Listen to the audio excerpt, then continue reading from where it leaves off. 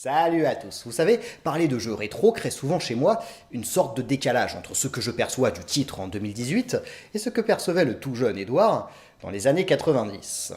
Bien souvent, je me dis que même si l'on pouvait se rencontrer, on ne se comprendrait pas, nos points de vue divergeraient incontestablement. D'ailleurs, ça va vous étonner, mais ça m'arrive régulièrement d'imaginer ce genre de situation. Hey. Salut Edouard. Tu es... moi ? Eh oui. C'est à ça que je vais ressembler ? T'es déçu ? Non, je ferai avec. Alors, raconte, t'es footballeur professionnel ? Tu joues en équipe de France ? Non, mais je fais quand même un métier super cool. Chroniqueur, vidéaste de rétro gaming. À quel poste ? Y a pas de poste, je parle de vieux jeux vidéo, ceux de ton enfance, ceux qui t'ont marqué et qui aujourd'hui m'insufflent un vent de nostalgie. Tu parles de Alter Beast ? C'est obligé, t'as dû dire plein de trucs cool dessus. Et bah voilà, tenez, pile poil. Vous savez quoi, si je ne menais pas ces conversations imaginaires avec le petit Édouard, je crois que ce titre, Altered Beast, ne me serait jamais revenu à l'esprit. Et pourtant, oui, maintenant ça me revient. C'est un jeu qui a énormément marqué mon enfance, l'une de mes plus grosses claques graphiques, permettez-moi de vous en parler. On doit se trouver toute fin des années 80, voire même début des années 90. Moi, chez moi, il y a la NES, console de mes grands frères. J'ai la permission d'y jouer uniquement quand personne n'est déjà dessus, ce qui est assez rare en vérité. Enfin, ce que je vois sur mon écran cathodique, ce sont ce genre d'images. Sauf que mon copain Alexandre vient tout juste d'avoir la Mega Drive, un nom que j'ai entendu ça et là dans la cour de récré. Un après-midi où l'on n'a pas école, il m'invite à essayer cette fameuse nouvelle console. Alors déjà, je découvre une bécane qui a la classe, bien plus que ce carré gris, et une manette qui me semble tout à fait futuriste, avec tout un tas de boutons à ne plus savoir quoi en faire. Et encore, là je n'ai rien vu. Non, c'est lorsqu'Alexandre insère la cartouche d'Alter Beast, le seul jeu qu'il possède et qui se trouve en fait directement avec la console, que je reste totalement bouche bée. À dire vrai, j'en crois à peine mes yeux.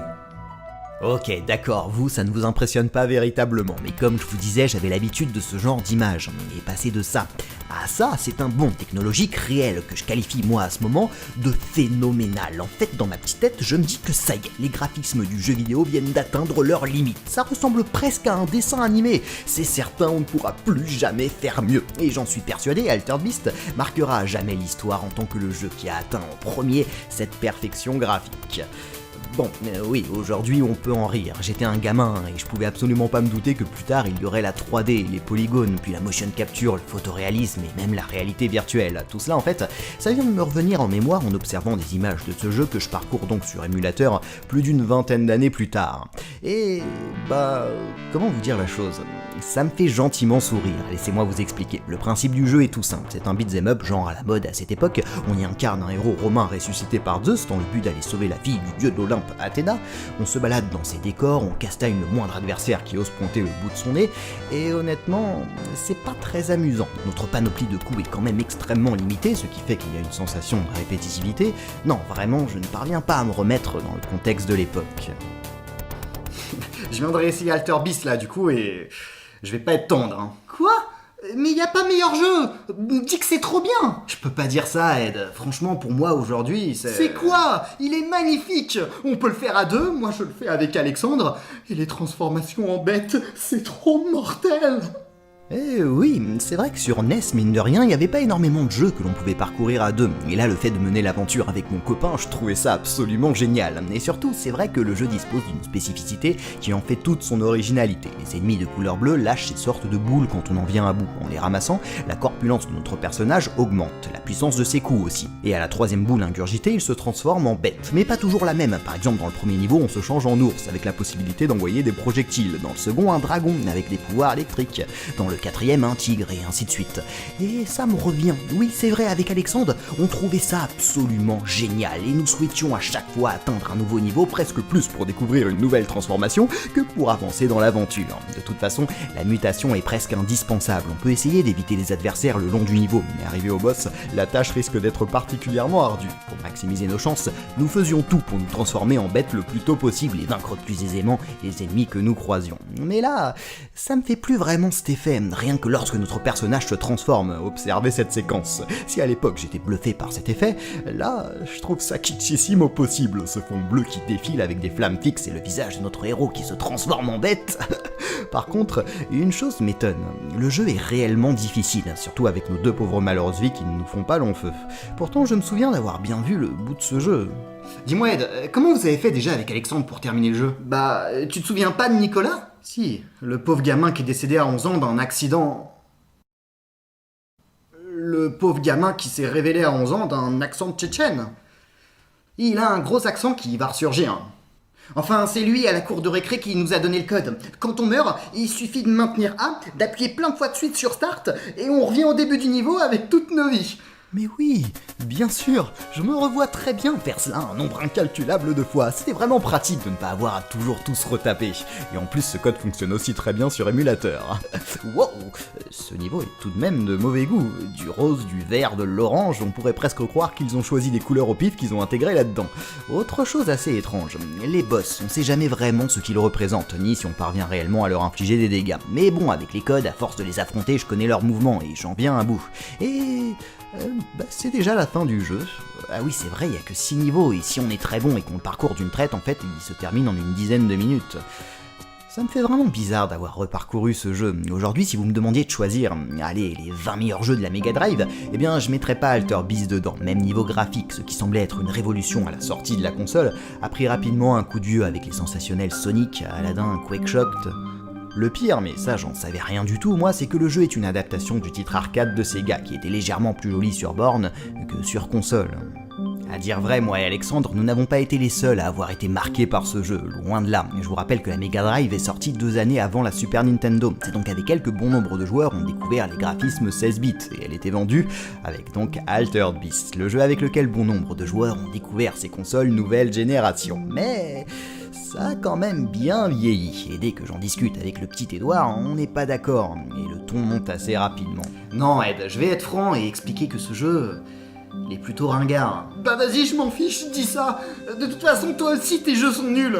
Tu les connais pas. Mais j'imagine très bien. Ça doit se passer sur la Mega Drive 4 ou 5.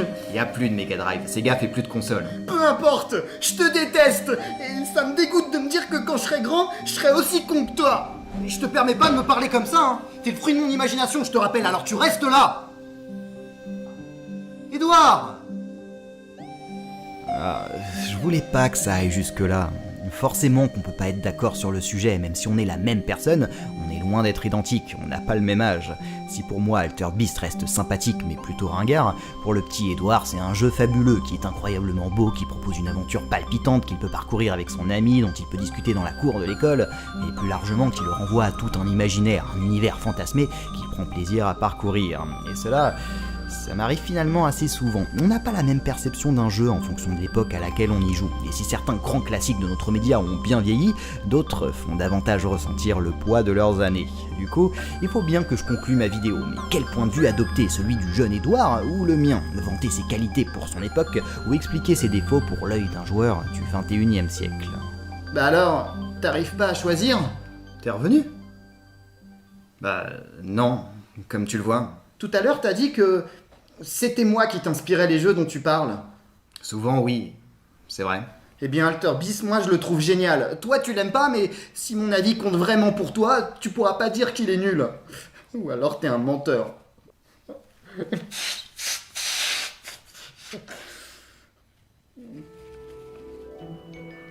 Bon, allez, je me lance. Vous savez ce qui me passionne à travers tous ces vieux jeux? C'est le fait que simplement quelques pixels parvenaient à nous immerger dans de grands univers. Aujourd'hui, rétrospectivement, je trouve que cette période où notre imagination prenait une part tout aussi importante que ce que l'on nous donnait à voir était fabuleuse. Et c'est aussi la raison pour laquelle je prends tout autant de plaisir à vous parler de jeux de mon enfance que de jeux encore plus anciens que je n'ai absolument pas connus, mais dont j'ai le sentiment de parvenir à ressentir ce que pouvaient éprouver les joueurs de ces époques avec si peu de moyens techniques. Alors oui, tous ces jeux à l'interactivité assez minime, aux mécaniques pas toujours très bien pensées, peuvent nous faire rire aujourd'hui, par moments même, nous laisser indifférents. Mais je me considère comme un passionné de rétro gaming, et je crois que notre force à nous, ceux qui aimons les vieux jeux, c'est justement d'être capable de faire ressurgir avec facilité les émotions de notre enfance, d'écouter le gamin qui se trouve en chacun de nous et qui prenait part à des aventures qui paraissent aujourd'hui assez puériles. Parce que forcément, quelqu'un qui n'est pas capable d'écouter cet enfant qui sommeille en lui ne verra que des pixels grossiers et un gameplay archaïque au possible, alors que le rétro gamer, le vrai, s'émerveillera, prendra plaisir à prendre part au voyage. Alors oui, si je dois conclure sur Altered Beast, je vous dirais que c'est un excellent jeu, parce qu'il est parvenu à faire rêver des milliers de gamins à travers le monde, milliers de gamins dont je fais partie, et je crois bien que c'est précisément là que se situe l'essentiel. Cool. Merci. Non, Ed. C'est moi qui te remercie.